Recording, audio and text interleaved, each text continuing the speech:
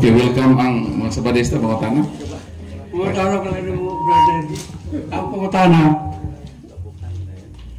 kay bahon man ha? Ano ito? Jadi kata kita.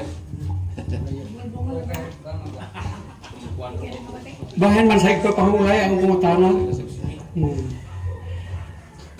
Nabay, mabasa na to sa Biblia nga nagsulti nga adlaw nga Domingo gipanalanginan, gibalaan o gipahulayan. Mura na ang pangutana. Sa Domingo. Naagi mabasa tay. Labi naagi mabasa basa sabton lang gibasa. Oh, parang ba dito ko to, makasabot ako makasabot ka. Dili kay basa ko lang sabot-sabot. Kinahanglan to ba mo ne? Ha? Mo basa ta nga nay sabot-sabot. Dili kay basa-basa ka ron pagsabot. Oh, sabton yun. Okay na tay. Sa akong explanation kung naminaw ko kayo na tayo mo ne. Mo nang iyong bitaw nga pagbasa nato sa libro sa Old Testament, kuha na ito ng i-off na iya. I-off na iya. Kaya di man kasabot tayo, bisan pababasa ta. O di na ito gamitan yung pagsabot, di ito kasabot. So, pwede ba nga maminaw sa kakaroon, kuha lang sa ng taptas yung una-una. So, pasabton ta ka. Kung naminaw ko kayo na sa explanation mo, gibuhat ang tao ikaunom nga adlaw. So meaning pagkaugma mao nang unang adlaw sa tao. Sakto. Oh, mao na unang adlaw sa tao kana ikapito ka adlaw giingon nimo mao na unang adlaw sa tao. Correct ba ko? Sa imo. Dili ko sa ako. Anong eksplikasyon? Diyo, nahutanan man ka. Ang una yung semana. Dili. Nioyo naman ka nga ang tao gibuhat ikaunom nga adlaw. So ang ikapitong adlaw nga gipangalinan sa Ginoo mo nang unang adlaw sa tao. Di ba? Ayo ko sumbali ka nga sa ako pagsabot, gibasa na mo dire kay magbasa tap sa sabton maka nato. Ikaunom ka adlaw gibuhat ang tao. Og sunod sa ikaunom mo na ikapito. Mo nang adlaw nga gipanalaginan sa Ginoo ug pahulay siya. Pero kung ikapito diha, mao nang unang adlaw sa tao. Nakasabot ba ka wala? Kanang ikapitong adlaw niya, unang adlaw sa tao. Yes. Dili na adlaw sa Ginoo sa imong pagsabot. Lahi mga adlaw sa Ginoo, adlaw sa tao. Kay lahi man, asahan ta ka. Ay sa mo yun sa. Sige. Aron makasabot ka, dili ta man nagsamag adlaw sa Ginoo, adlaw sa tao. Prohibaan nga dinhi sa sulat ni San Pedro. Ingon din kung basahon na. 2 Pedro 3:9 8. Ayaw ninyo hikalinte nga ang Ginoo ang usa ka adlaw sama sa usa ka libo ka tuig o usa ka libo ka tuig sama ra sa usa ka adlaw. So di gyud ta magkaparehag adlaw sa Ginoo. Pero ato ning ialain sa mabasa din sa Henesis 2:2 nga naay adlaw nga ikapito din may pahulay ang Ginoo. O kanang adlaw nga yung gipahulayan nga ikapito, ang ikaunom ka adlaw ana diha gihimo ang tao. So therefore, ang ikapito ka adlaw ang unang adlaw sa tao. Diin mauna, nabasa na to. Nabasa ba ya? Ang unang ay kapito ka munang adlaw sa tao. Yes, kay mama na. O ana na. Paminaw tay para makasabot ka. Di gyud ta pwede nga di ta mo sabot. Nakasabot naman na sila ba? Kaya uban, ikaw naman na siguro makasabot. Okay. Balikon ko para makasabot ka. Gibuhat ang tao, ikaunom ka adlaw. So therefore, ay kapitong adlaw, diin gipanalanginan o gibalaan sa Ginoo, mo na unang adlaw sa tao. Kung sa maday sunod siya ikaunom, di ba ikapito man? Sakto ba ko? Ikapito lagi. Yun na ka. So di na kinahanglan imo pa na basahan kilotrapolit lang ang Domingo ang unang adlaw ipanalangin imo naman giyunan. So nga mo kawas pa man ka mo nang ingon ni San Pablo tay pamina tay kinangutana ra man ka. Bahala ka di ni makuha ng tap-tap nga nag-alis imo sa labutan. Mo na milabot ana. Basta ang amo nagipasabot ka namo nga kanang ikapito diha nga din ang Ginoo mi pahulay mao nang unang adlaw sa tao. Kay ikauno man siyang gibuhat, so therefore ay kapito mo nang unang adlaw niya. Unsa day imong unang adlaw di ay? Ano ba? Ikaw ba tanon? Unsa day imong tao ka dili? Basi di ka tao, tao ka. Kasi bakalares ang bata di man tao. Mga giklaro gid nako kung tao ba ka? So isip tao. Unsa may imong unang adlaw? Ha? Domingo. Oh, Domingo. So si Adan tao man po. Pariha ba mga tao na Adan o managlahi mga tao? Pananglitan sa... Dito bagal lang. Ito bagal lang. Ay, ikiyas ako. Dito pa makita ka sa kamera tayo. So, may angko na ka nga isip tao, ang imong unang adlaw, Domingo. Tao si Adan, tao man to si Adan. Ikauno man sa kadlaw gibuhat. So, therefore, ang sunod sa ikaunom, ikapito na. Mao nang gipadalanginan sa Ginoo, gibalaan. Pero ang reality ana, unang adlaw na sa tao gibuhat sa Ginoo.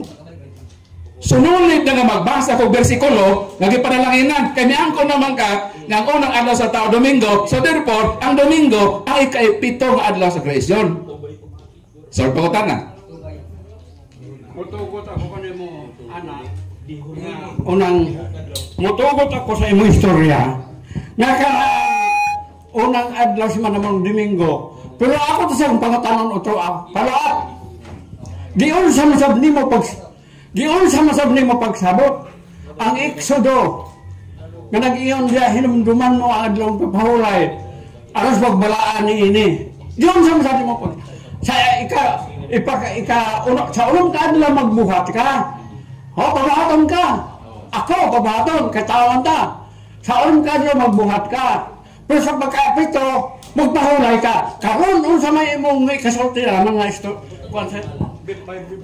mo bito nagbuhat ni unong kaadlaw ang among working days pag-start og Lunes,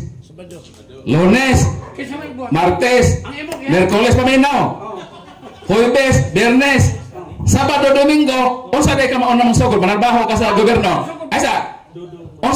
Unsa day ay ang first working days sa gobyerno? Unsa day adlaw?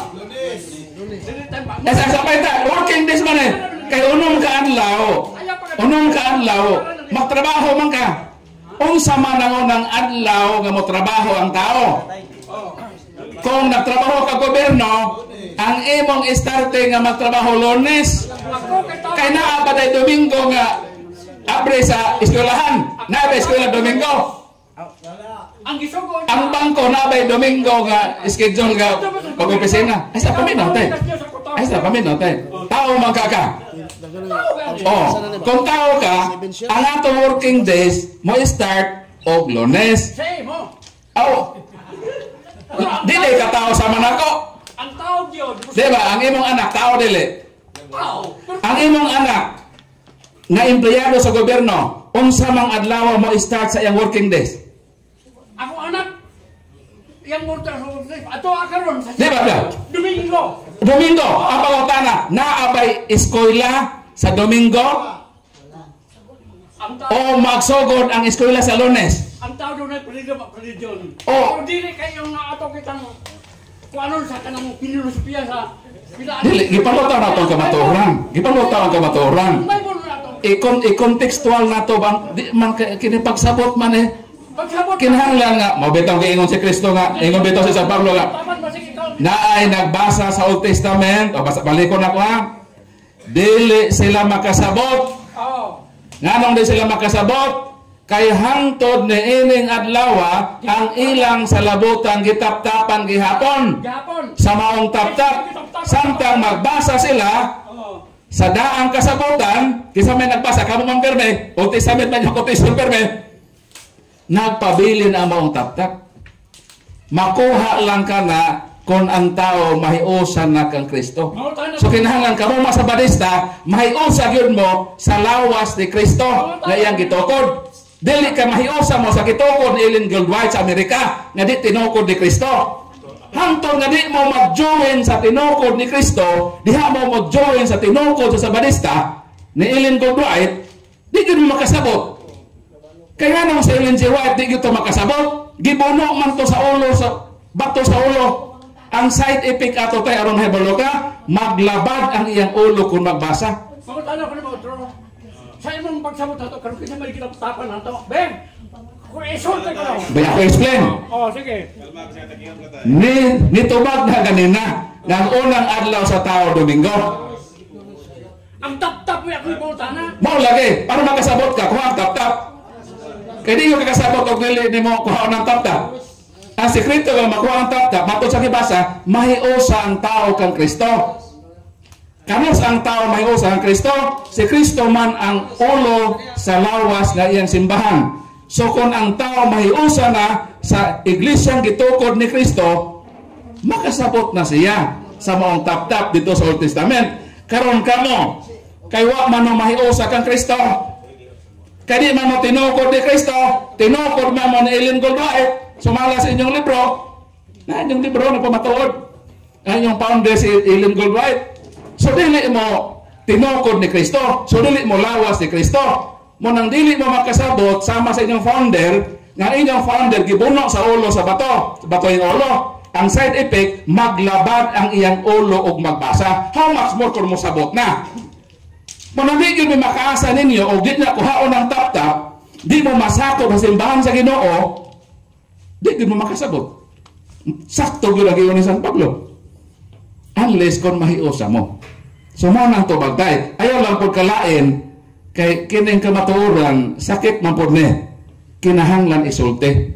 Sakit ang operasyon, pero kinahanglan ka operahan.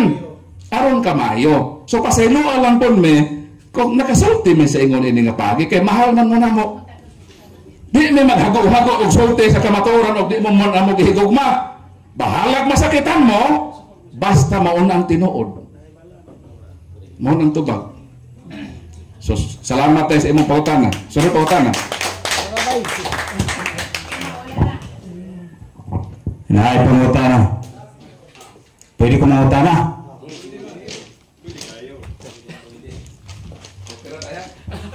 Mahal ka na ako, Brad. Umulang na siya. Nindot makayo ang mga pagpamahayag makaigsunan. Pero kana amo nang gidawat makaigsunan nga sa karon nga panahon namo o kausap pa man o nato nga panakita sa sunod makaigsunan pangutanan nako kanus akata nga higayon Magsabot na po. magkita o nya maghimo na puta og laing sabot para aron nga ay ako nagipon mismo gid ang atubang. Okay, sige. Salamat. Kaya na bahala og duhaw na to katapik ang atong dadon o usa nga topic. So inga na ra kibali siya. Din higapon, bro.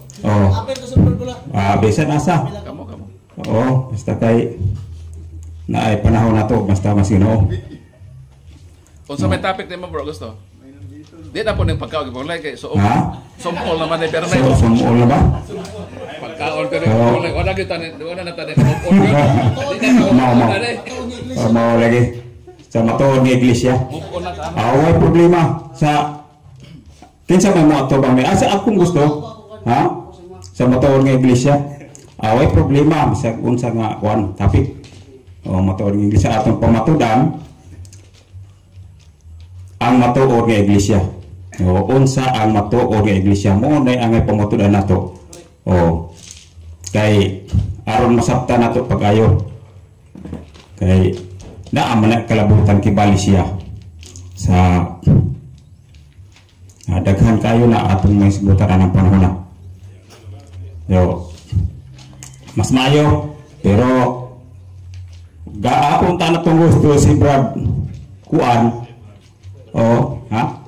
Berpul gumikan kay may nangup ko ani kay ang among pastor aga po niya.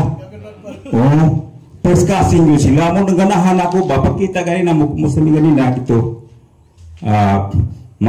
Kuan ako ang kuan sa among pastor. Mingaon kasi. Mingaon ko ba. Salamat kayo. Gusto na ako si Berpul. Alima. Si Pastor Alima Magod. suon po na mo lagi nga pastor. So mo na yung tanay gusto nako. Kay para ang kami nga po nako murag dili pa mo pudwa pa mo mauli. Oh, murag pasalamat ko nakita ko sa ing agaw nga mo si pastor po Oh, mingaw ko mga pastor na mo. So akong gusto si Brad Paul. Okay, dapat anak kung unsa nga topic pananglitan pahibalo kang Brad Richard na amas Brad Richard. Oh na. Oh. Dere gusto ra gyapon. Ako Brad Richard po. Kuanta bro kani larawan ta bro. Dua. Kupas naman. Pwede po, pwede. Kita to sila Brad Richard.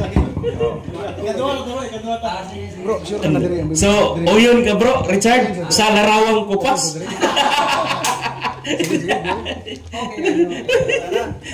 Binapahayag kay Rabita dis pagtuo, dili bitaw ingon nigdebate. Ang ato ani pagpahayag sa atong pagtuo. So, nindot kayo karon nga dialogo kay ngano wala nagbinatuhay og hait nga mga pulong. Ang ato nagpahayag lang gyud tas atong pagtuo. Oh. So, unana, kamo na timbang-timbang kung kinsa ang tinuod o kinsay nagtug-an pod sa tinuoray. So, mga igsoon, wala na ba? Wala na ba? So, kung wala na, kaya nga to bang bisita, umuuli ra ba in town ni sila in town? Napay last pangutana. O sige bro. Okay, address ng Brad Paul, okay. Sige, wala. Okay na isa naman lang kan. Brad Paul na nga pangutana. I-address na ko ang pangutana.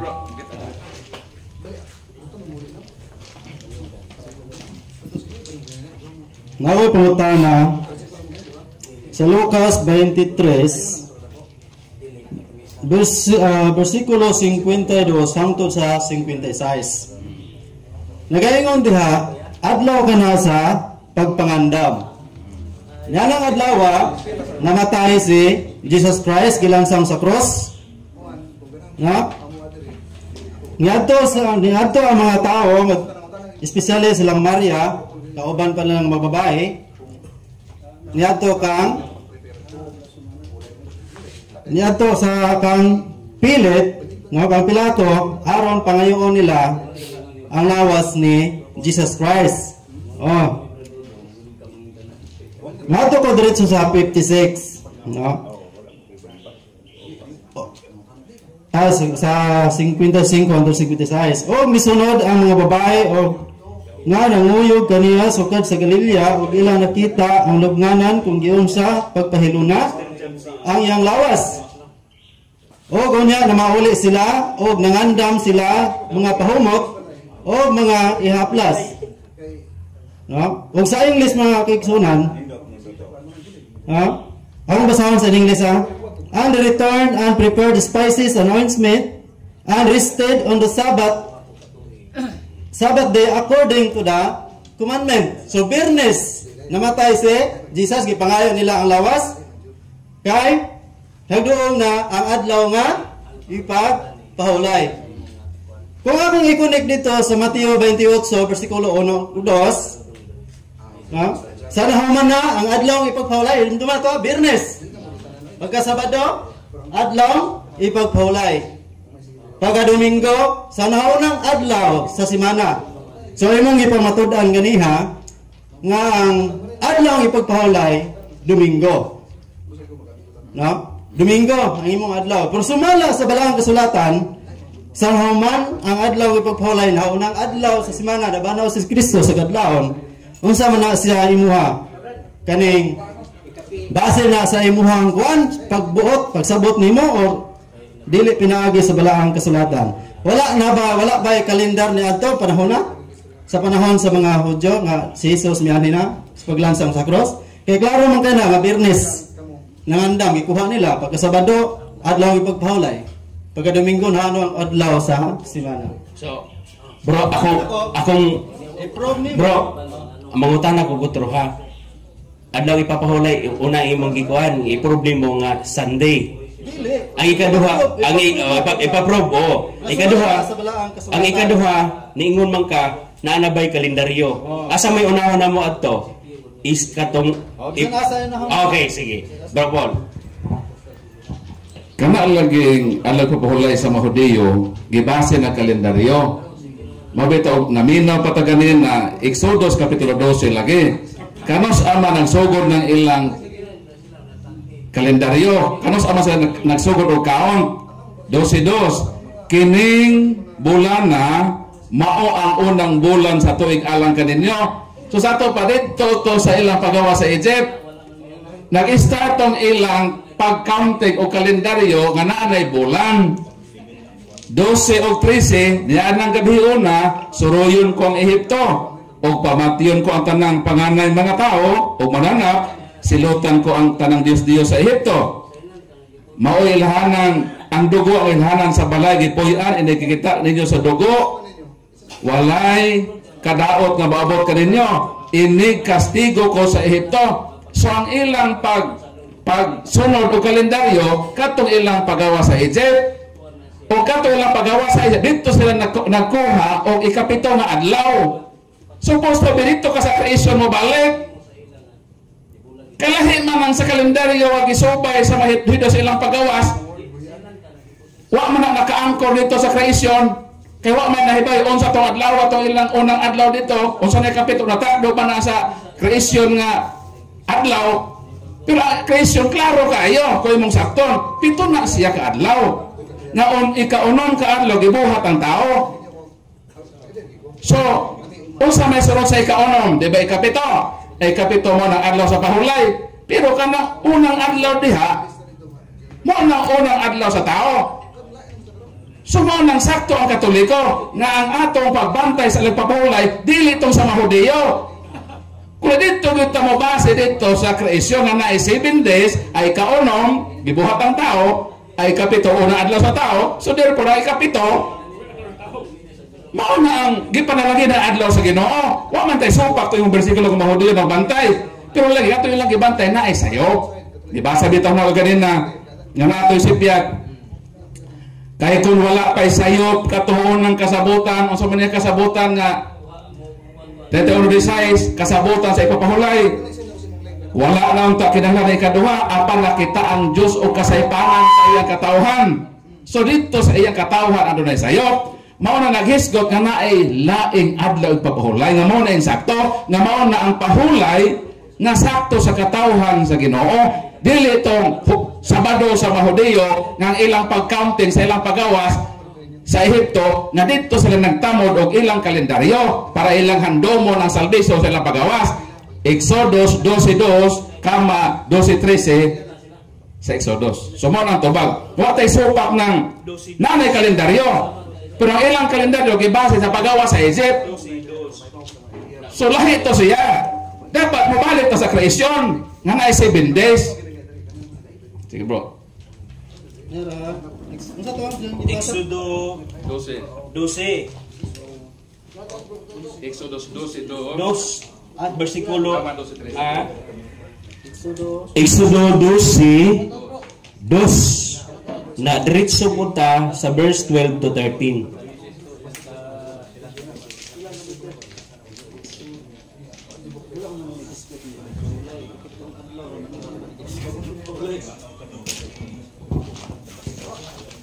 So, asa naman bro? Asa naman ka bro? Wala man naghisgot. Ipapahulay nagkabutang na ikaputong adlaw lang wala pahulay. magayo maklaro. Dinhi man sila nag-start nga nag-counted og bulan og tuig. So ang ilang 7 days sa gipili katong history sa ilang pagawa sa Egypt. Kung sakto ka dito ka sa kreasyon mo balik kay mao na sa Dekalogo 28:11. Mao nang naay si Piat.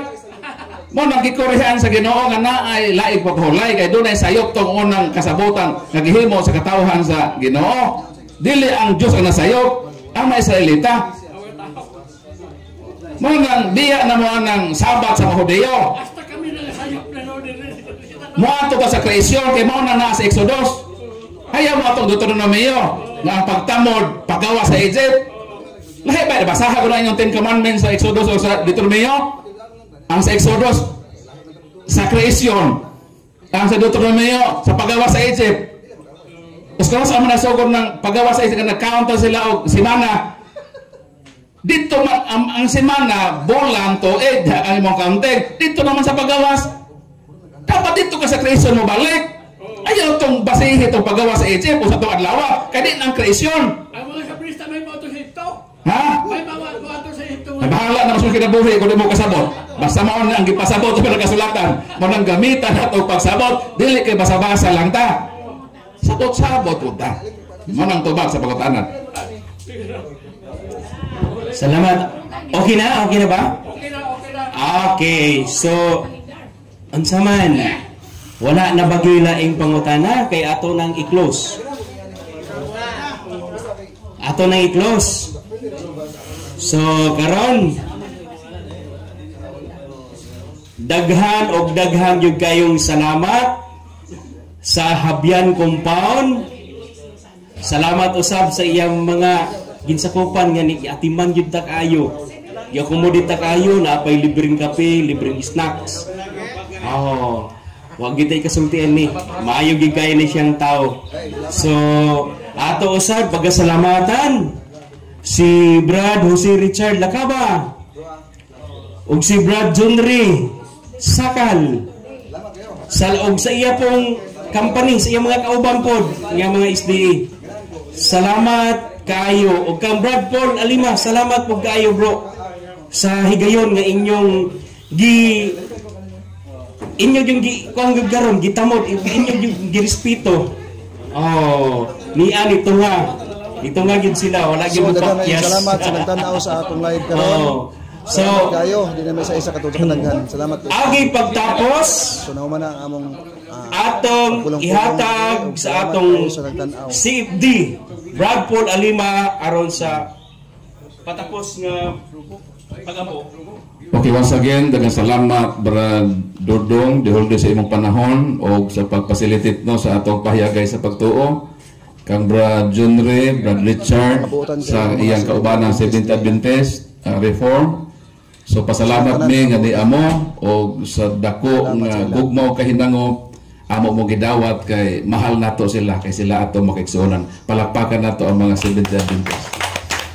So sa ato pong sponsor no sa snacks o sa akomodasyon sa atong sound system sa tanan nga mga preparation so amo gining gihimo kay gusto namo nga ang kamatuoran gyud ang mulutaw. So naghago gyud mi dinhi nga sa ingon ini nga paagi daghan po na maka-learn sa atong pahiyagay sa pagtuo.